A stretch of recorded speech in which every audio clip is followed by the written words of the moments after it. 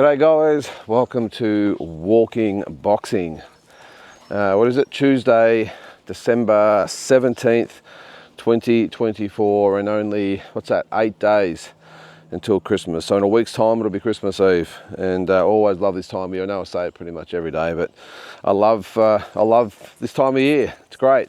A lot cooler today too, by the way. Still warm. When I got up this morning about 7:30, it was overcast. It's been raining here last night, so it was actually quite cool. But now that the sun's come out, it's warming up. It's certainly not going to be 40 degrees like it was yesterday. That was just ridiculous.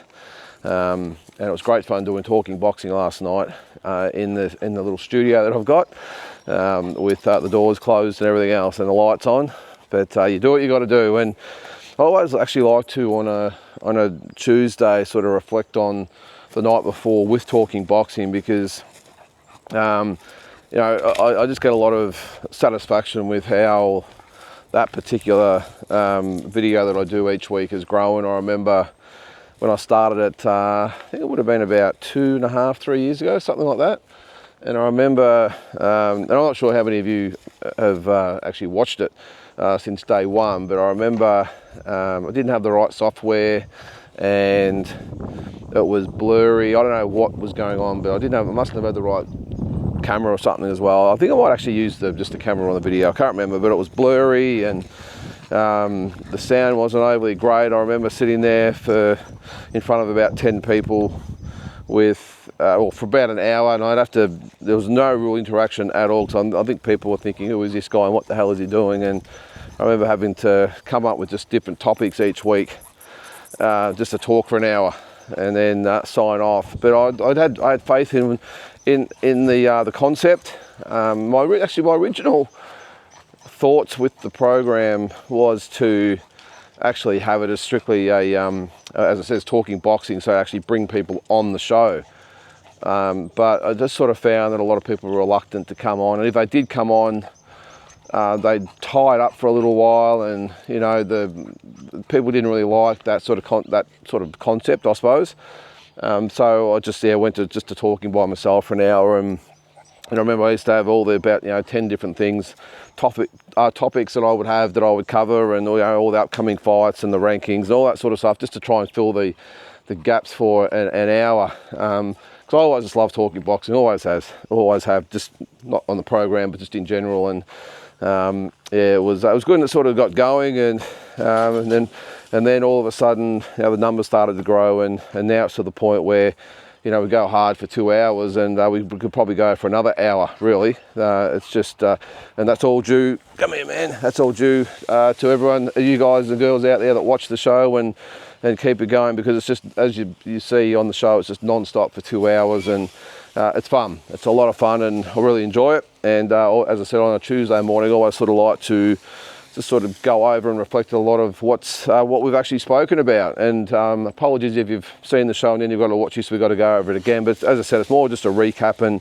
I always get fascinated by what everyone's actually going to talk about. I know there's the obvious stuff, there's the fights coming up, maybe the fights on the weekend, but there's some random topics that come up, and because the show is completely run by the viewers. I don't have a rundown sheet at all. I just wait, and sometimes I must admit, I think, geez, we haven't really got much to talk about tonight. I hope we've got 2 hours to fill, and just like clockwork, it just goes from the word go to the end, and it's actually to the point now where, and I love it.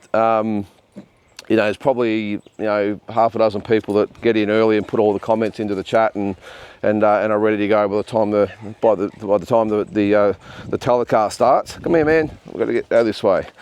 So it's good. I really like it. But on to some of the points, and thanks again to everyone that does watch the show. It means a lot, and as I said, I really love to get on. But yeah, on some of the points last night, just to cover.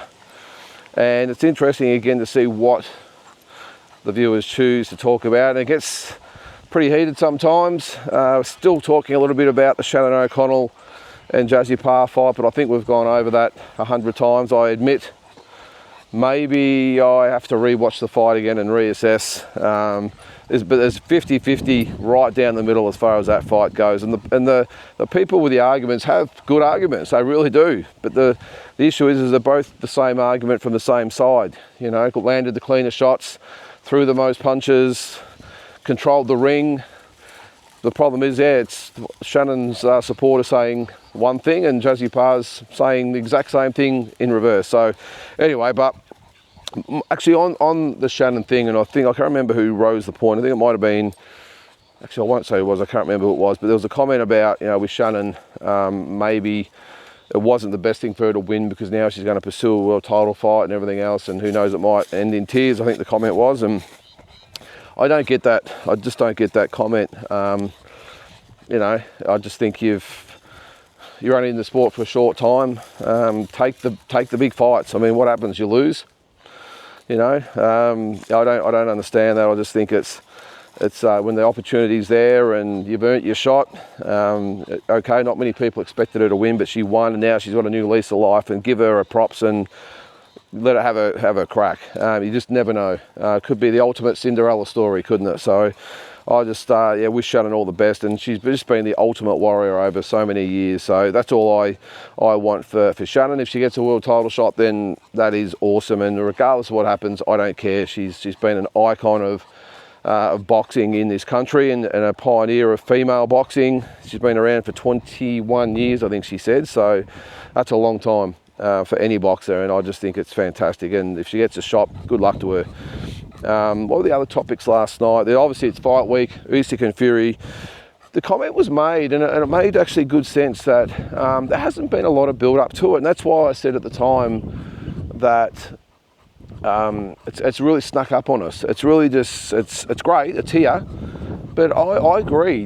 Is it just me, or it just seems like these days the fights are bigger as far as the razzmatazz goes, and obviously the money and the TV and all that sort of stuff are bigger, but the build-up is just not there anymore. Now maybe again I'm just getting old, and maybe just I don't get out as much and view as much as I should. I'm not sure, but I just remember back in the day those big fights, and even particularly just concentrate on the heavyweight fights for a second.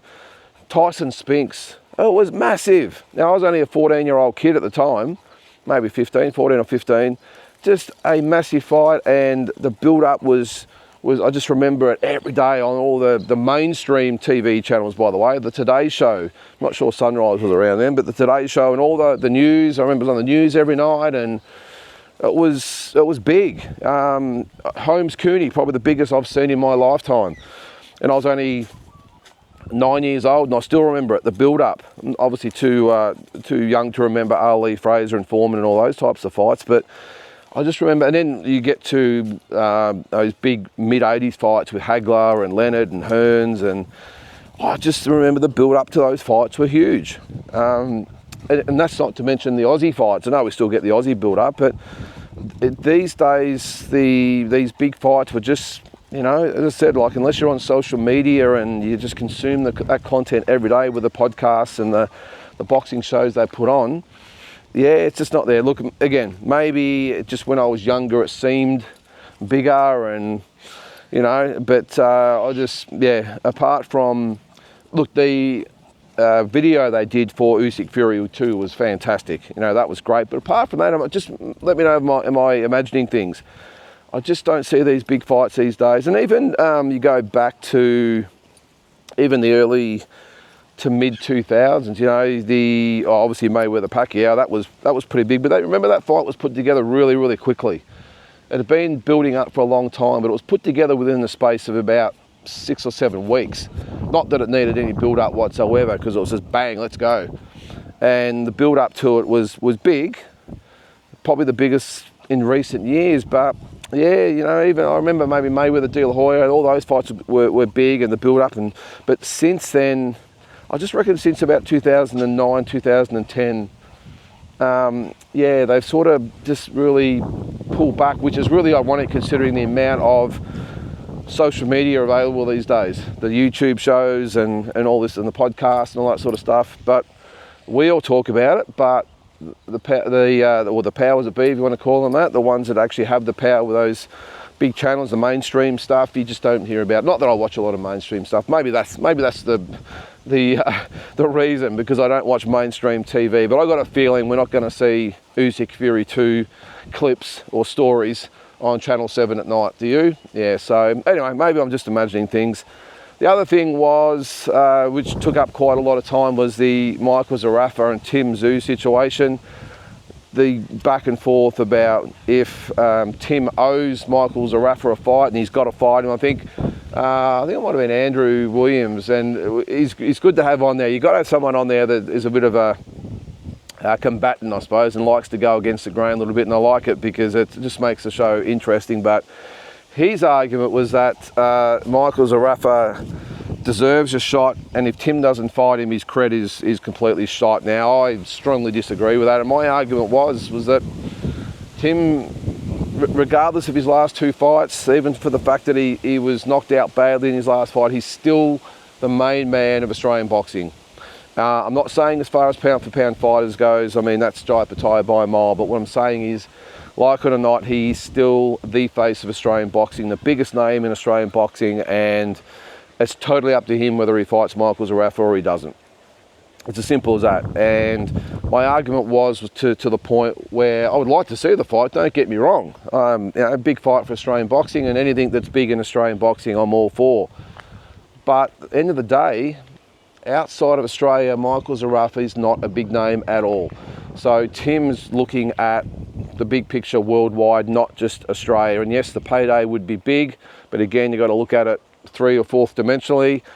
It might be a big payday for now, but what's it mean in the scheme of things worldwide? I mean, it's a risky fight, so if he takes it, and the payday's there, it's great, but he could probably earn 10 times that in other big fights if he gets back to where he was. So it's an interesting one, and look, I know it, it probably sort of comes across sometimes that we sort of lay the boots in the mic a little bit, but it's just purely just an observation as far as business goes. And Tim, for whatever reason, has decided that, by the looks of things, and that was evident when he shut down the reporter the other day who asked about it, he said not interested, not talking about him, don't want to mention his name, and he's moving on. So it looks like he and his team have made the decision that we're going to forego the money and just try and get back to where they were over the next sort of year or two. So look, that's boxing, isn't it? We don't always get what we want, but I don't blame Michael on the same side as well for really pushing for this fight, because I said last night, I know it's a pretty stark reality, but without Tim, I'm just not sure what Michael has as far as options goes in the sport of boxing. I know we signed the contract with No Limit, and that's great. But what fights are they going to get him outside of Australian boxing? I'm excited by some of the Aussie fights they could put him in there with. I'd love to see him fight Matteo Tapia or Mikhailovic, or not so much the Harbin rematch. Isaac would have to come back and earn another crack at Michael. But you know, there's Ben Mahoney, there's Colin Mazzutia, there's some good fighters out there. Mate, I've missed probably a couple, but you know, there's some good fights there for him domestically. My worry with Michael is internationally, if he doesn't get the Tim fight, I'm just not sure whether No Limit are going to invest enough in him to get him those big American, or not just American, but world fights, and if he gets them, whether he can actually deliver. But look, I think it's a good move by Michael anyway to actually sign with No Limit, and for No Limit as well, because now they've signed him, they need content for their programs, and when it comes to controversy and drawing in the eyeballs, they don't come much bigger than Michael Zarafa in Australian boxing at the moment, apart from obviously from Tim Tszyu. So that was probably an interesting argument there. And I don't know, what do you guys think? I just think that Tim Tszyu he's a global name. And how you doing? Well, he's got to build back up to that, but still in Australia, he is the man, and he'll call his own shots. And if he doesn't want to fight Michael, well, he's not going to fight Michael. Simple as that. So, all right, just a couple of quick things before I go. I see that Ryan Garcia has made a counter-claim. Geez, I've put the sprinklers on here. This is going to be fun. Ryan Garcia's made a counter-legal claim against Devin Haney. All sorts of implications or allegations back at Devin Haney's camp, and you sort of see this pretty often in American lawsuits. If a fighter, or not fighter, but a person who's being sued by somebody, a lot of times they will counter-sue to force a negotiation and maybe water down charges, and there's a out-of-court settlement, all this sort of stuff. But, geez, you just didn't think this thing could get any more of a circus than what it is, could you? I mean, first of all, you've got a boxer suing another boxer for battery. Yes, battery, which means obviously laying hands on somebody, which is just unheard of. The thing is, the whole thing, I don't think it holds any water, because I understand Devin Haney's pissed. He got his ass handed to him in front of the whole world, but just look at the facts. Whether you like Ryan Garcia or agreed with what happened, whatever it might be, at the end of the day, he paid his $600,000 penalty for missing weight. He's been suspended for a year for the alleged performance-enhancing drugs, whatever it was, and he didn't get to fight for the title. And I'm pretty sure, actually, was it a $2 million fee he had to pay to to Haney as well? So look, I don't like what he did, but end of the day, I think he's paid his penance. So I'm not quite sure why there would be the need for Devin Haney to sue him for battery, of all things. But I'm pretty sure in reply, Garcia is suing Haney for, the slander and all this other stuff. And I don't know, I can't remember. I just sort of skimmed over it. But geez, what a circus that is. Let's just hope they get back in the ring, and I'm not sure they'll fight again. Hopefully they do. But let's just hope that both guys get out of the situation they're in at the moment and get back in the ring. I mean, Haney hasn't fought since then, and we know Garcia is out of action until April. The exhibition is off too, by the way. Apparently he's been injured. So, but as far as real fights goes, he won't be back until April. And Haney, well, yeah, who knows what he's up to as well. So, but that's that's about it, guys. I know it's probably not the most exciting thing, just me sort of reiterating stuff we went over from Talking Boxing last night. But this time of year, there's just not much happening. We might do a couple of story times after this weekend, to round out the year. I've got quite a few stories I've got up my sleeve that I'm sure you'd like to hear. But anyway, guys, that's going to do it for today. Hope you have a great Tuesday, and we will catch you tomorrow.